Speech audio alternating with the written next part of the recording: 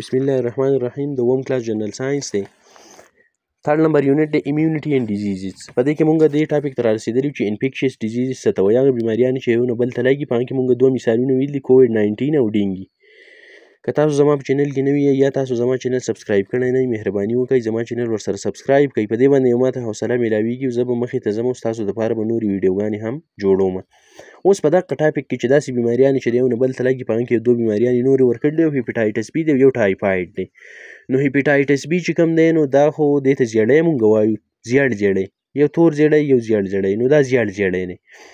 اوس د دې وجه به مونږ وایو چې دا څه وجې نه کېږي، د دې شکل هم دلته ورکړی دی، څنګه چې د نور دا شکلونه ورکړي وو، د دې وایرس شکل یې ورکړی. د دې سبب دا دی، کاز دا دی هیپاټایټس بي وایرس، دا به د هیپاټایټس بي وایرس نه کېږي. وجه دا شو چې یاره دا د سره وجې نه کېږي. نو د چې راکم وایرس دی، دغه وایرس نوم دوی له ساینسدانانو ورکړی، دغه وایرس له هیپاټایټس بي وایرس. او دا چې دی نو دا هیپاټایټس دا د اینې بیماري ده. دا وایرس په اینه باندې اټیک کوي د انسان، او په هغه کې انفلیمیشن زخم پکې جوړوي، پړسوب پکې جوړوي. نو دا هیپاټایټس دا ټکی چې دی نو دا دوه لفظونو نه جوړ دی. هیپاټا لیور ته وایي، اینه چې کومه ده، او ټایټس انفلیمیشن ته وایي. که نه چې کله په اینه کې زموږ سره انفلیمیشن، پړسوب او زخم پیدا شي، نو دغه ته بیا مونږ څه وایو، هیپاټایټس ورته وایو. دا له زیړی دی، او په زیړي کې بیا هیپاټایټس بي دی، زیړ زیړی دی، یو تور زیړی، هغه ته هیپاټایټس سی وایي، هغه ډېر زیات خطرناک دی، دا زیړ زیړی دی. نو دا د هیپاټایټس بي وایرس نه کېږي، سبب یې دغه دی، وجه یې دغه ده. سپریډ تھرو دا به خورېږي د څه په ذریعه باندې، سپریډ تھرو مطلب دی په ذریعه چې خورېږي. د چا په ذریعه به خورېږي؟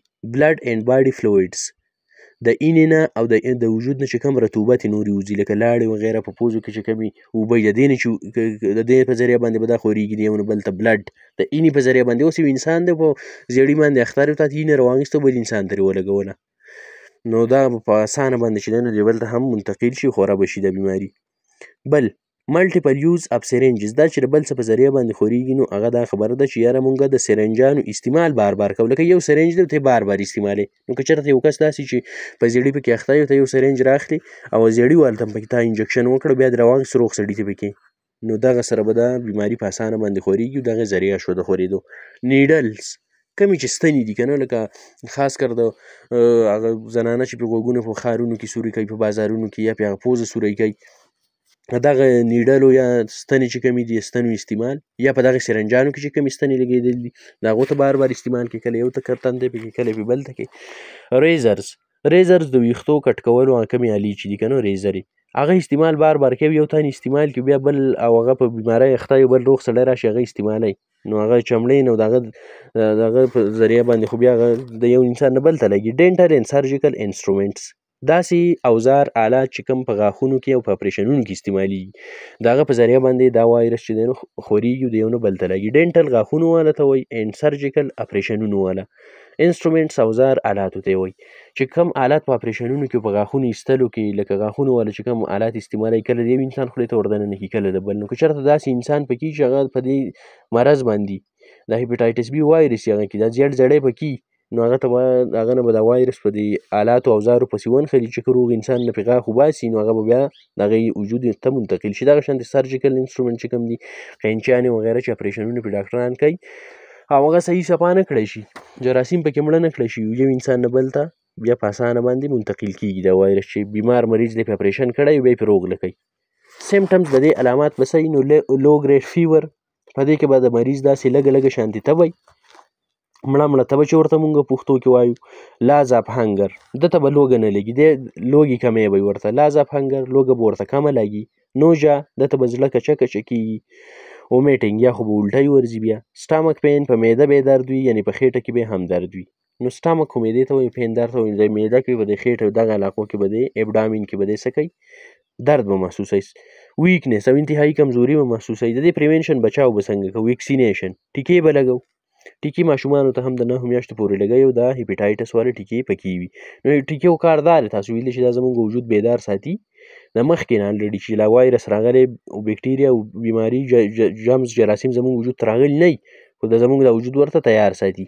نو دغه به ورته کوو که چېرته په حقیقت کې بیا دا وایرس د انسان وجود ته راځي نو دا به بچ کېږي. سنګل یوز اف ډسپوزیبل سرنجز نیډلز اټسټرا. داسې کار به بل کوو که نه چې کوم ډسپوزیبل سرنجز دي. ډسپوزیبل سرنجز دې ته وایي چې یو ځل یو سرنج استعمال شي خو هغه بیا خلک بس ختم کړي که نه ګاربیجز وغورځوي ګند ته وغورځوي بس بیا چېرته دی چې دی نو ریسایکل کوي او په دویم ځل هغه بیا ختموي او د ماحول نه لرې کول پکار دي. نو ډسپوزیبل داسې څیز ته وایي چې یو ځل استعمال وشي په دویم ځل بیا سړی نه استعمالوي. خو ټاله دا پکار ده چې سنګل یوز اف ډسپوزیبل سرنجز چې کوم سرنجان ډسپوزیبل دي غورځولو واله دي. ډسپوزیبل مطلب دا دی چې غورځولو واله کوم دي چې په دویم ځل استعمال نه کېږي د هغه یو ځل استعمال پکار دی سنګل یوز یې پکار دی. نو سرنجان خو ټول ډسپوزیبل دي که نه چې یو ځل استعمال شي نو بیا استعمال نه دی پکار خو د هغه استعمال موږ له څه پکار دی یو ځل پکار دی. ځکه چې تاسو باره ومویل چې کله موږ یو سرنج بار بار استعمالو نو د هغه نه کېږي ده. بل نیډلز یا چې کومې ستنې وغیره دي که نه په مختلفو څیزونو کې استعمالیږي. تاسو ته وختي ما وایي چې پوزې غوږونه پې زنانه سوری کوي یا د دې سرنجانو په هغه سرونو کې چې کومې نیډلې لګېدلي نو دغه بار بار استعمال نه دی پکار چې یو ځل یو کس ته استعمال شي نو بیا هغه ډسپوز کول پکار دي غورځول یې پکار دي. پراپر ډسانفیکشن اف ډینټل اینډ سرجیکل انسټرومنټ. بله خبره داسې پکار ده چې صحیح د جراثیم کشي پکار ده. ډسانفیکشن جراثیم کشۍ ته وایي جراثیمو وژلو ته وایي. اف ډینټل اینډ سرجیکل انسټرومنټ چې کوم زموږ سره د غاښونو او د اپریشنونو اوزار دي آلات دي د هغو په صحیح طریقې سره جراثیم کشي پکار ده. په هغه کې جراثیم وژل پکار دي په ډیټالو باندې انځل پکار دي. د هغه دپاره نورې طریقې په هسپتالونو کې شته الټرا وایلټ ریزز ورته وایي. نو په هغه ذریعه باندې چې دی نو د دغو ډسانفیکشن پکار دی که چېرته داسې مریضان له اپریشنونه شوي یا پې غاښونه ایستل شوي چې هغو کې دا وایرس پکې هیپاټایټس بي نو هغه صحیح طریقې سره صفایي پکار ده چې جراثیم پکې مړه شي روغ انسان ته ترې ونه لګي. نو دغه پریونشن شو بچاو او دغه شیپ د شکل دی په شان تر د کرونا دی تقریبا دا هم وایرس د کرونا هم وایرس و. ډایګناسټیک ټیسټ تشخیص ټیسټ مطلب دا دی د دې پېژندګلو دپاره به ټیسټ څنګه کوو. بلډ ټیسټ پر پریزنس اف هیپاټایټس بي وایرس د اینې واخلو د مریض نو هغه به ټیسټ کوو دا خبره به پکې ګورو چې دا هیپاټایټس بي وایرس پکې شته او که نه او دا هم انفیکشس ډیزیز و داسې بیماري د هیپاټایټس بي وایرس چې دا د یو نه بل ته لګېدونکې ده. طریقې تاسو وویلې ذریعې چې په دې ذریعه باندې د یو نه بل ته لګېدلی شي. دې په دې علاماتو کې دوی یو خبره بالکل پرېښودې ده او سیمټمس کې د دې خو دوی ولیکل چې یاره تبه به یو داسې به یو او بله خبره دوی دا هم نه دي لیکلي چې دا بیماري په کوم ځای ټیک کوي حمله کوي که نه دا په اینه باندې حمله کوي د انسان.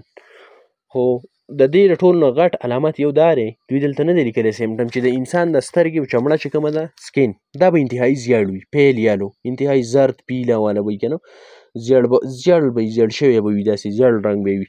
دغه پکې د ټولو نه غټ علامت دی د زیړ زیړي. یو پکې تور زیړی د غیله دلته نه دی راغیستی بس تاسو لپاره چې دی نو د هیپاټایټس بي راغیستی دی. ورپسې بل دوی ورکړی د ټایفاید د دې کاز سره وجې څه ده سالمونیلا ټایفای بیکټیریا دا چې د کوم جراثیم نه کېږي نو هغه بیکټیریا ده او د هغې بیکټیریا نوم دی سالمونیلا ټایفای.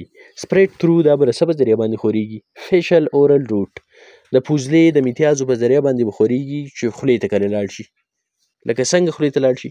انجیکشن اف فود ډرنک کنټامینیټډ ویت فیسز یورین اف ټایفاید پیشنټ چې کله یو انسان داسې خوراک وخوري انجیکشن خوړلو ته وایي اف فود داسې خوراک وخوري آر ډرنک کنټامینیټډ ویت فیسز یا داسې اوبه وڅکي ډرنکینګ وکړي چې هغه ګنده شوي په څه باندې هغه اوبه کنټامینیټ ګنده شوی ته وایي ویت فیسز په پوزله باندې یورین یا په وړو میتیازو باندې اف ټایفاید پیشنټ د ټایفاید د مریض یو ټایفاید مریض دی هغه چېرته میتیازې کړي دي یا غټې میتیازې کړي یا وړې هغه خوراک ته تللی دي یا اوبو ته تللی دي بل یو کس دا وخوړی دا خوراک یې وکړو یا یې دا اوبه وڅکلې او چېرته په دغه جراثیم چې دی دا بیکټیریا چې دی نو دا په هغه اوبو کې یا په خوراک کې او ده وخوړو نو دا په دې طریقه باندې ولګي نو دې ته فیشل روټ هم وایي. فیشل اورل روټ مطلب دا دی چې د خولې په ذریعه باندې یو څیز راشي اورل روټ د خولې لاره چې کومه ده نو دا به د مریض د چې کوم میتازې دي دوی چې د هغو سره تعلق ساتي چې هغه چېرته وکړي په ماحول کې هغه بیا خوراک وغیره ته لاړ شي دا بیکټیریا نه کېږي. دغه سپریډ تھرو دغه ذریعه شوه د خورېدلو.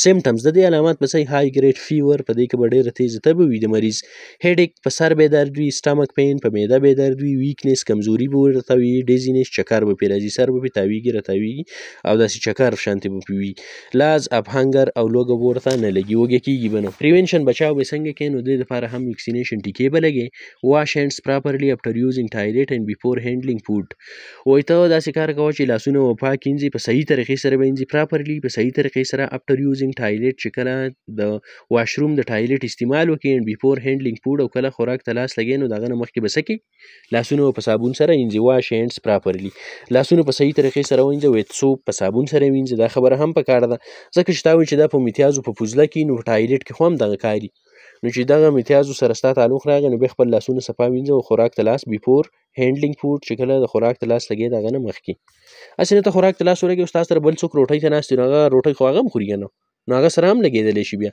نو هغه چې هغه سړی بیا هغه روټۍ خوري هغه صحتمند انسان نو جراثیم خو تعین نه په سترګو دا خو ډېر وړوکی نو هغه ته هم تللی شي نو بیا خپل لاسونه په صحیح طریقې سره وینځه چې کله ټایلټ استعمال کړي eat freshly prepared and properly cooked food داسې کار کوه چې د دې بچاو طریقه به دا ده چې داسې خوراکونه خوره چې هغه تازه تیار شوي and properly cooked food او په صحیح طریقې سره پخ شوي لکه داسې خوراکونه به هم نه کوي چې لکه اوس مثلا صحیح پخ شوي نه وي که نه پراپرلی کوک په صحیح طریقې سره پخ شوي خوراکونه نو چې دې ته صحیح هیټ میلاو شي ګرمایش ورته میلاو شي که چېرته اوبه وغیره کې په خوراک کې کمې اوبه وغیره ته استعمالوي اوبو کې چېرته ایم ده نو چې صحیح طریقې سره کوک شي سم وخوټکېدل شي نو هغه کې به دا مړ شي بیا دا جراثیم بیا تا ته نه شي لګېدلی ډرینک بوایلډ باټلډ واټر داسې کار کوه چې دا اوبه هغه اوبه څښه چې هغه کم بوایلډ دي بوایلډ مطلب دا دی چې پخې شوي اوبه ورته مونږ وایو که نه یا باټلډ واټر مطلب دا دی بوتلو کې چې کومې اوبه راځي خو ښه خبره دا ده چې په کور کې ته د چینې یا د خپل کوهي نه اوبه څښې